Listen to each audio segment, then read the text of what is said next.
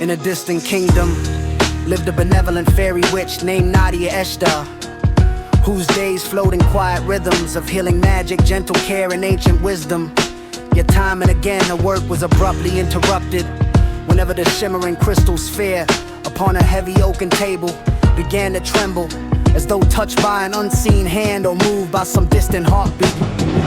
Often Nadi-a-eschda stood in a garden amongst silver glowing herbs, singing the old songs that strengthened the roots and shielded the land from sickness. When suddenly the wind fell silent, the colors around her dimmed, and the crystal sphere released a pale flickering glow that drew her irresistibly toward it. And each time she gazed into its trembling depths, a new vision from the tormented realm of Nyth-Goroth unfolded. On a dark morning she saw a weathered marketplace, where a man with bound hands stood beneath a swaying rope, the crowd silent, the air heavy with resignation. She heard the creaking of the beam, sensed the unspoken horror of a life about to be extinguished, and felt the weight of a moment in which mercy dared not speak its name. On the following day, while Nadi-a-eschda carried fresh water to the forest spirits and listened to the soft rustling of the leaves, the sphere trembled once more. This time it revealed an ancient woman lying motionless in the shadow of a crumbling wall, her eyes turned toward the sky as if she had waited for a miracle that never came. No one stopped. No one noticed that her heart had already grown still. People passed her by as though she had long since become part of the cold stone. And Nadi-a-eschda felt a sharp ache pierce her deeper than any vision before, for there lay not only a life ended, but a silent verdict upon a city that no longer saw the weakest among them. But the visions that carved themselves deepest into her heart came at night, when she attempted to finish a healing brewed by her heart, only to be torn once more into the sphere's blinding light. This time the crystal revealed the depths of a torture cellar beneath the oldest stones of Nyth-Goroth, a place where iron chains lined the walls and the air carried the weight of countless buried cries.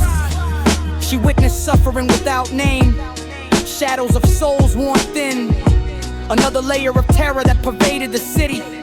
Yet the man she was destined to save was not among them. The sphere thus revealed only fragments of horror,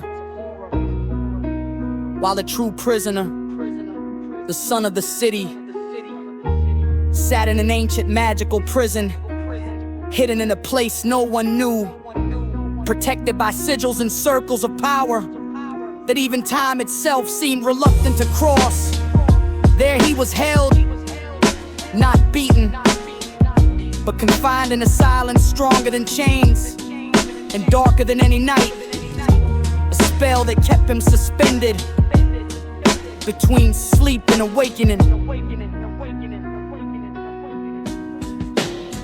And as she beheld all this, the suffering and innocence, the indifference of the living, the shadows of the deepest vaults, and the silent imprisonment of the lost air, Nadi-a-eschda instructed